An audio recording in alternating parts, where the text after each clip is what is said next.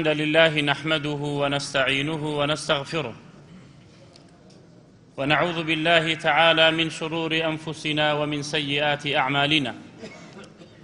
من يهده الله فلا مضل له ومن يضلل فلا هادي له، وأشهد أن لا إله إلا الله وحده لا شريك له، وأشهد أن محمدًا عبده ورسوله. اللهم صل على محمد وعلى آل محمد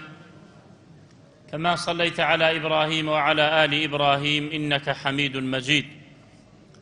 وبارك على محمد وعلى آل محمد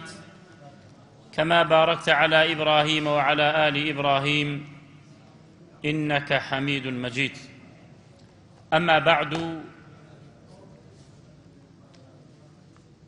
بردوام لباسكردني شرحي كتاب إمام الذهبي رحمة خوای لێبێت، حەفتا ئەوەنە گوناهەی گەورەی داناوە بۆ ئەوەی ئێمەی موسڵمان خۆمانی لێ بپارێزین. دوو باسی تر هاتە پێشمان، کەبیرەی شەشەم گەیشتمانە. کەبیرەی شەشەم یەکێ لە تاوانە گەورەکان ئەوەیە ئیفتار يوم من رمضان بلا عذر، ڕۆژێک لە مانگی ڕەمەضان کە فەرزە لەسەر ئێمەی موسڵمان بە ڕۆژوو بین، ڕۆژێک عەن قەست بیشتێنین بەبێ هیچ عوزرێک. تاوانەکەی چییە؟ باسی ئەو تاواناکەین. و کەبیرەی حەوتەم ئەو کەسەی کە قودرەتی هەیە و توانای هەیە بچێ بۆ حەج، نەچێ بۆ حەج ماڵی خوای پەروەردگار. جا پێم خۆش نەبوو ئەم دوو بابەش وازی لێ بهێنم، حەزم کرد هەر بە تەرتیب پێیە بڕۆین، وەلەو مانگی ڕەمەضان هێشتا ماوەمانە. داواکەین لە خوای گەورە و میهرەبان بە سەلامەتی بمانگەیەنێ پێی. مانگی ڕەمەضان براکانم فەزیلەتی گەلێ زۆری هەیە، باس ناکری ئەلەیرێ. یەکێ لەو فەزیلەتانەی مانگی ڕەمەضان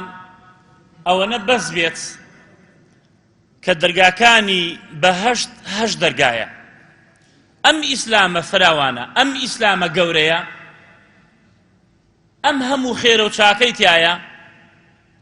چ بە زبان، چ بە کردەوە، چ بە دڵ. سیرەکەی دەرگایەک لە دەرگاکانی جەنەت ناوی ئەڕەیانە. بۆ کێ؟ بۆ ئەوانەی کە بە ڕۆژوو بوون لە مانگی ڕەمەضاندا، بە تایبەت ئەبێ ئەو کەسانە بچنە ژوورەوە لەو قاتیەوە، کەسی تر نابێ بچێتە ژوورەوە. ئەوە فەضیلەتێکی زۆر گەورەیە بەڕاستی. و یەکێتر لە فەضیلەتەکانی ئەوەیە کە پێغەمبەر عەلەیهی الصەلاة وەسەلام ئەفەرمێت: من فطر صائما كان له مثل أجره غير أنه لا ينقص من أجر الصائم شيئا.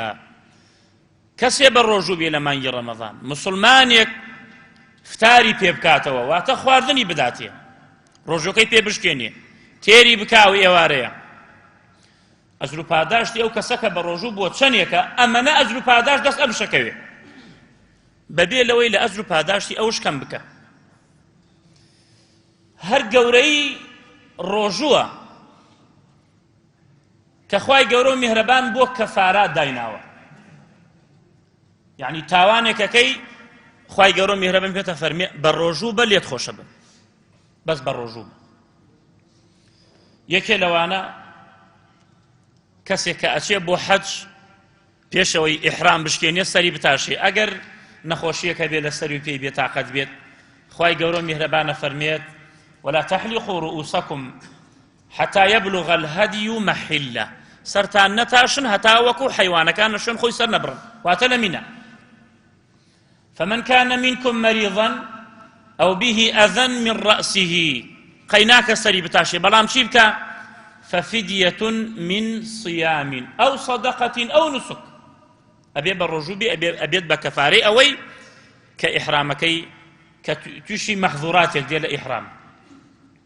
يا كسي أتشي بو حج لوي حيوان سرنا بري، هدي سرنا بري، قرباني جاية حيوان سر بريني حج شتيكي ترى لوي حيوان سرنا بري.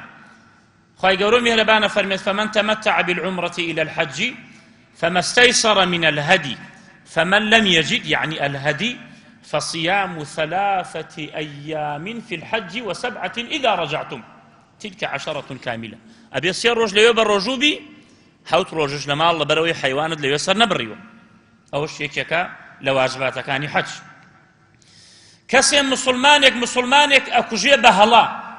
بس ياري لي يدا تفني لدسي درشيت بهلا يكوجي. خواهي قولوا مهربانا فرمي وإن كان من قوم بينكم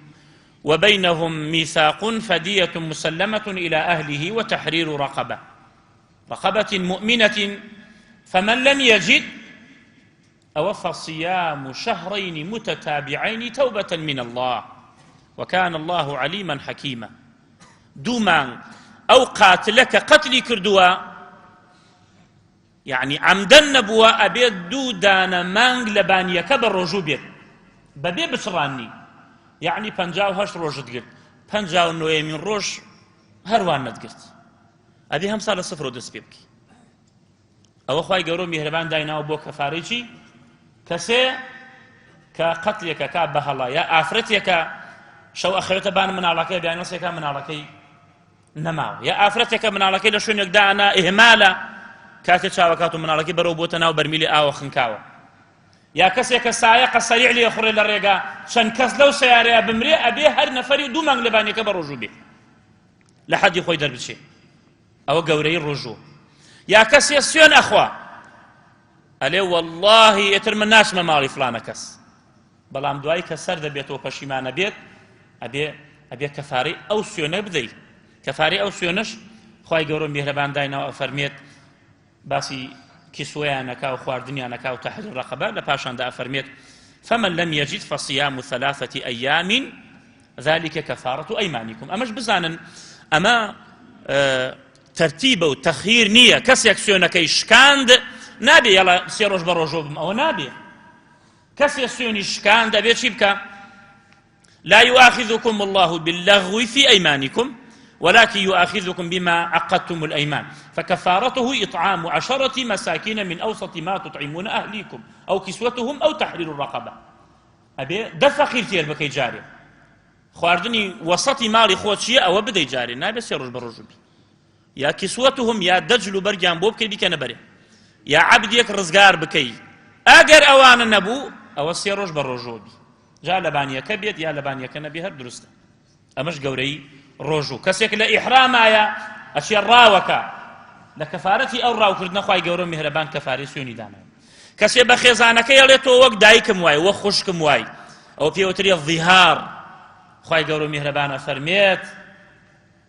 فمن لم يجد فصيام 2 شهرين متتابعين عينا دومان لبان يكابي بالرجوبي من قبل أن يتماس بيش أوي أن يتماس أمش فايديكي تري من قبل أن يتماس يعني كسب جنكي خوي بلي تو وكو دايكم واي يا تو وكو خوشكم واي أو قوريه أو قولك منكرة أو أبي دومان لبان يكبر رجوبي من قبل أن يتماس يعني بيشوي دس بدال دسي آوها لا يعني بيشوي جماعي لقلابك دومان أبي لبان يكبر رجوبي إنجا بشيت لاي كواتا أو مسيك خواهي قورو مهربانا فرميت أو لامستم النساء يعني خزانكت بيالي شاية داد دستا وغلاسيا وداد دستا ودست دست نوجكش كان قصي بيكا جيونا دا كابرا ناشكي دست نوجكت ناشكي مذهبي إمام شافعي رحمة خواهي لي بأيشكينية هر سي مذهبك يتر ناشكينن بو لبروي تفسيري آيات بآيات أو تام آياتا فرمي من قبل أن يتماس يا مريم كمن علىكي أبي بإذن خواه ببي بياو ببي مير كمن علىك لباوشيتي عليه لم أكو بغية لم يمسسني بشر ولم أكو بغية لم يمسسني بشر يعني أقر بياوك آوال آفرتي بكاس سكيب الربيت أو مسا يعني شي يعني شي ومسا خلاص لم يمسسني بشر يعني لم يجامعني بشر ولم أكو بغية من داوين بيس نيم كواتا أو مسا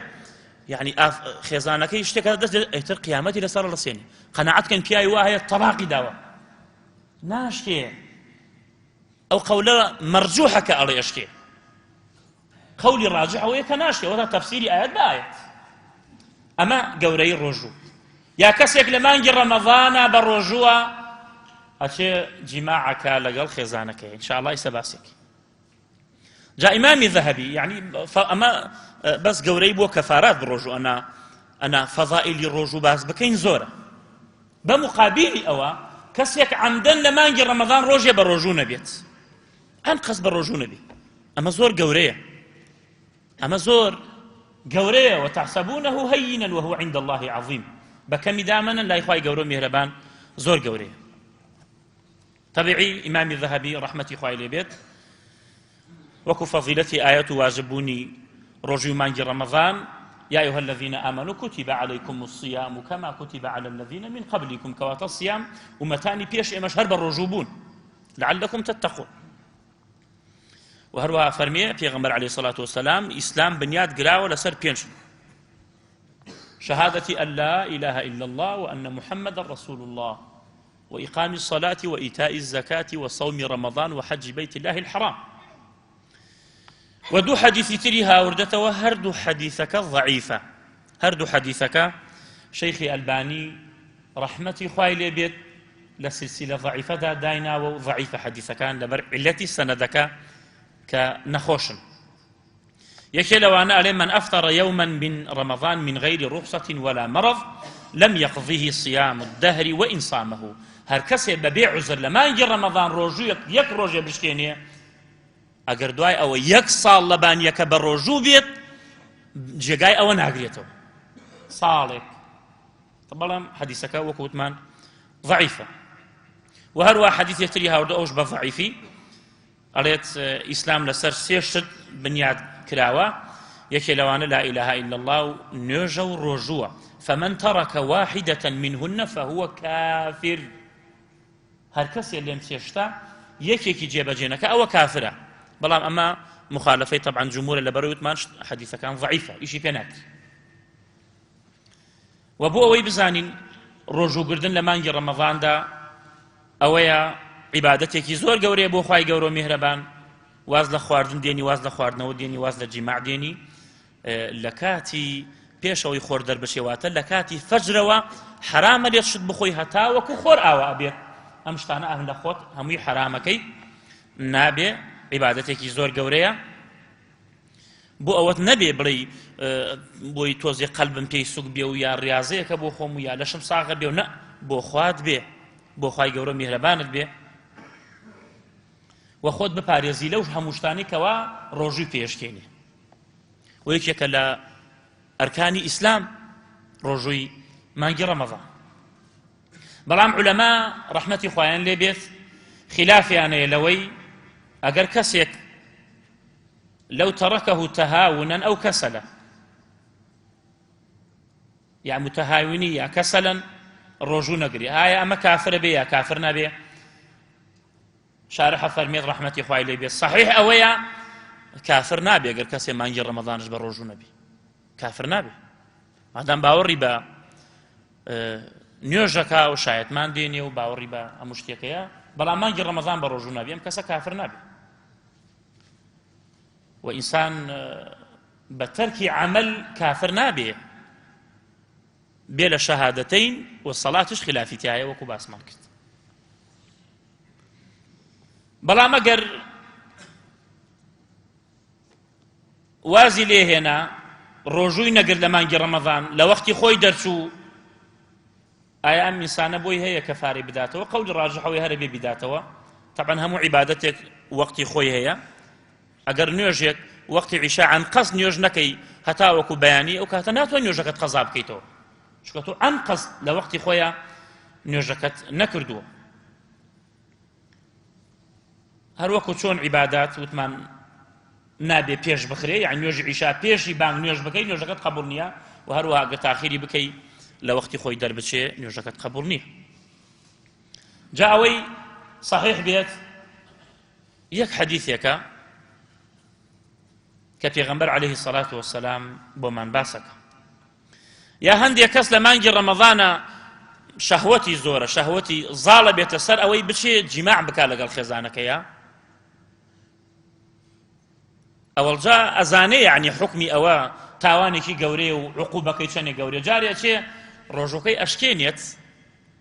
بە ئاو لە جارە با بیشێنم اینجا چێ جیماع لەگەڵ خێزانیەکە جا ئەمە فەرقی چێت و مادام نیەتت هەرەوە بووە ئیسفادەی نییە یا کەسێک بەتەمایە ئەو شتە بکە ئەم جاکە نیەتدا ئەمەزرێنێ بە نەوعەیەک نە تو نیەتەکەت مادام هەرەوەیە هەر ئەو عقوبە و ئەو تاوانە هەرت گرێتەوە عقوبەکەش ئەوەیە کە ئەبوو هورەیرە ڕزا و ڕەحمەتی خوای لێبێ ئەفەرمێت دانیشتو بووین لەگەڵ پێغەمبەرە صلى الله عليه وسلم جاء رجل إلى النبي صلى الله عليه وسلم فقال هلكت يا رسول الله بهلاك شم أي پیغمبري خوا قال وما أهلكك شتيكت كردوة وبهلاكتي بردوة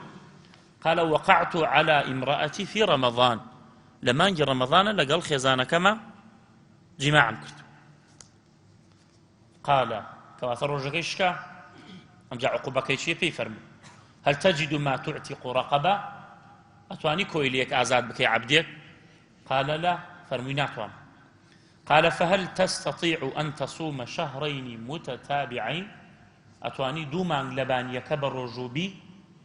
دومان لبانيك بالرجوبي أو كفاري أويا كبالرجوبي تو جماعة كردو لغا خزانك قال لا ناتوان دومان لبانيك بالرجوب أو مانجي رمضان مانجي كنمتواني جا دومان لبانيك قال فهل تجد ما تطعم 60 مسكينة أتواني شخص فقير تير بكي بويبي بكفاريشي أو إيش شرعية كردويتي لمانجي رمضان قال لا ما بس معنى إيش شرعية يعني جماعك كشرعية نكخو شرعي به بوشي وكبر رجوبي طبعا حرام لسرت قال ثم جلس أبو هريرة فرمي كابرا دانش دي نبو نعبديها برزقاري بك نتواني دومان لبانيك برجوبي نشخص فقير تيرك هيك شيء في غمص صلى الله عليه وسلم وازليا ودانش فأوتي النبي صلى الله عليه وسلم بعرق فيه تمر سبتي خرمايا هاورد بو پیغمبر عليه الصلاة والسلام فرمان اي پیغمبري خو او ببخشنو لكون لمدينة كان سائل فرمي من موتا ما پیغمبري خو فرمي تصدق بهذا برو اما ببخشنو ناو شاري مدينة ببخشنو او كفاري او شتبي قال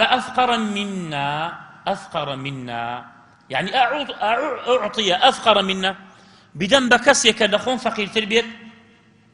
فما بين لابتيها أهل بيت أحوج إليه منا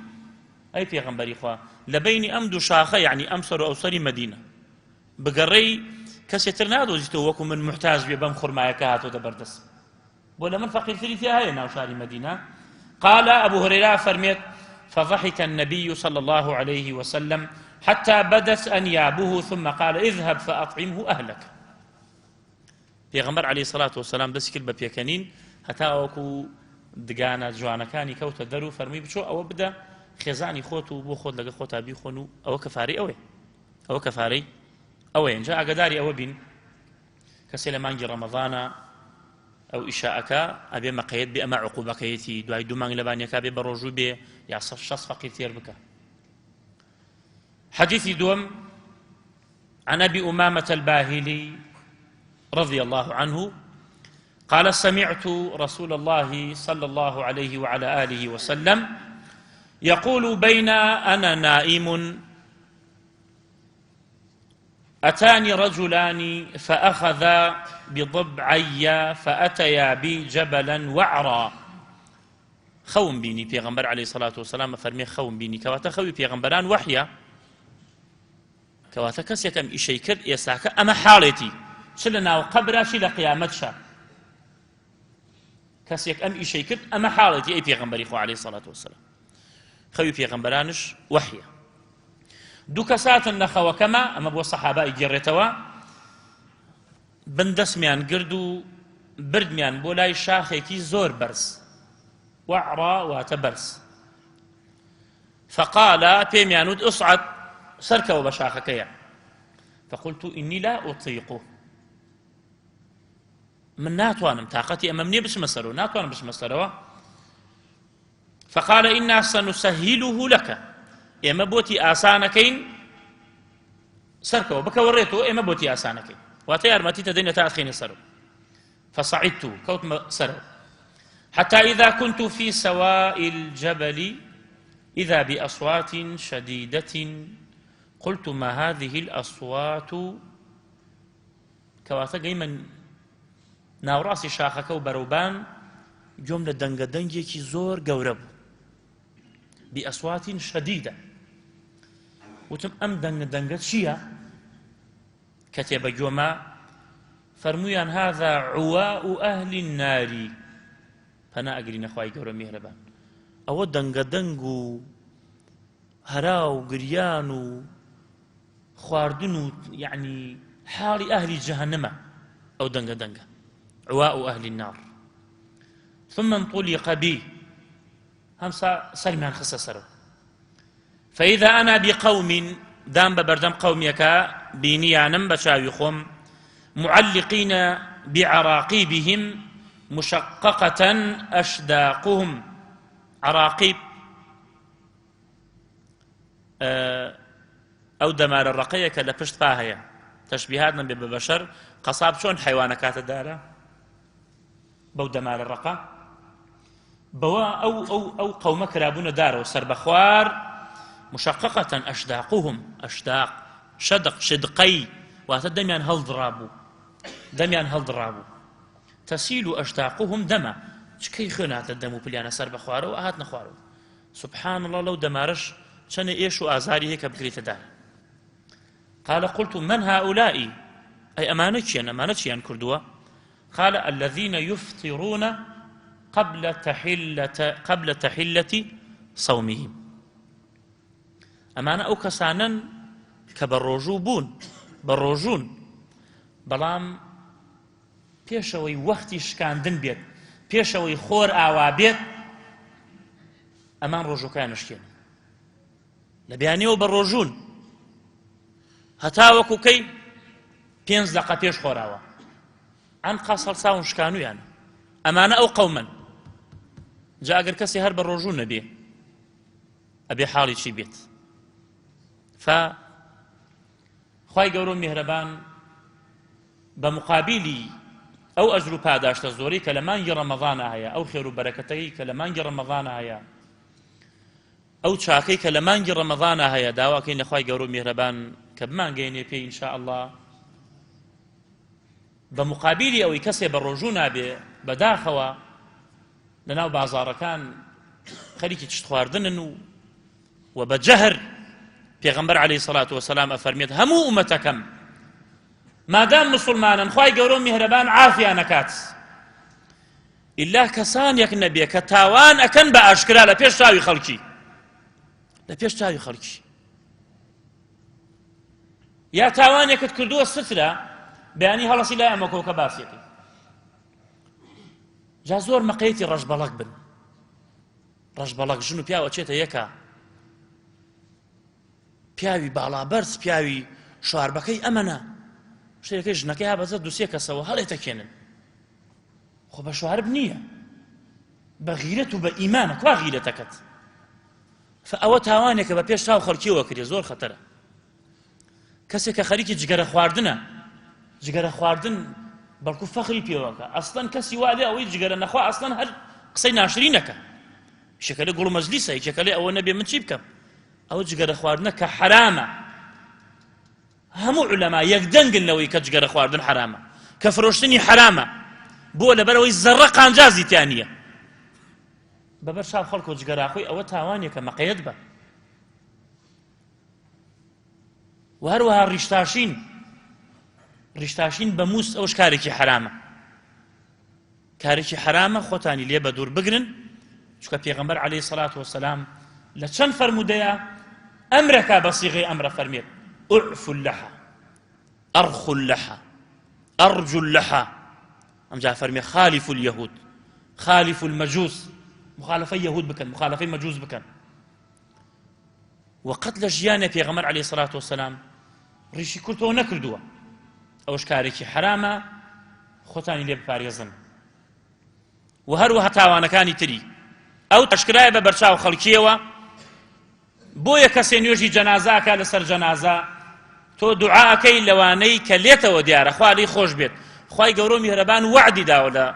وەکو پێغەمبەر عەلەیهی سەڵات وسەلام لە فەرموودەی سەحیحا فەرموویەتی ئەوەی کەوا ئێوە داواکەن لێی خۆش بن ئاشکرایە لەلای ئێوە ئەوە لە هەمووی خۆش بم و ئەوەیشی وا نادیارە لە ئێوەوە منەیزانم ئەوە لەوانش خۆشە بم لە ڕۆژی قیامەتە عەبدی وا هەیە تاوانەکە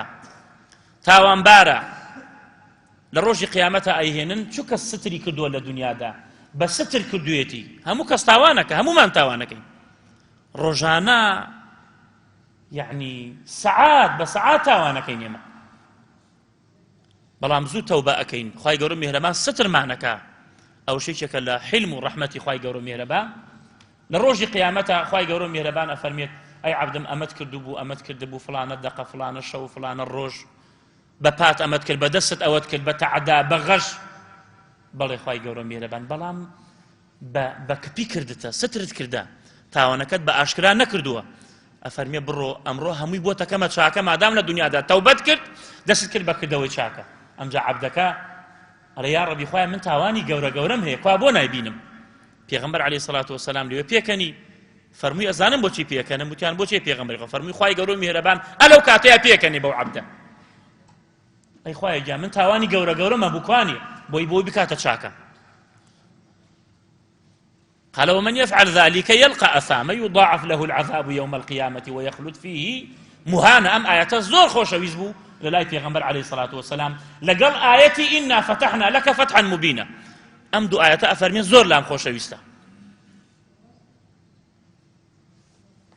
إلا من تاب وآمن وعمل عملا صالحا فأولئك يبدل الله سيئاتهم تاوانكاني غشكي دزيكي غيبتكي بهتانكي نيوج نكردني زكاة نداني چي يبدل سيئاتهم حسنات أبو يكاتا شاكا خواهي قورو مهربان وكان الله غفورا رحيما خواهي پروردگار غفور رحيم داواكين لغفور رحيم كبرحم بزي خوي رحمن بيبكا كلا گناها كان ما خوش بيت خواهي قورو مهربان ينفعنا بما علمنا ويعلمنا ما ينفعنا ويزيدنا علما إن شاء الله خواهي قورو مهربان شفاين خوشكان من بداو رحم لو برانا ما بكا لو خوشكان ما بكا كبا إيمان ورويشتون رحم لإيماج بكا كاتي أتشين بولايان وصلى الله وسلم على نبينا محمد وعلى آله وصحبه والتابعين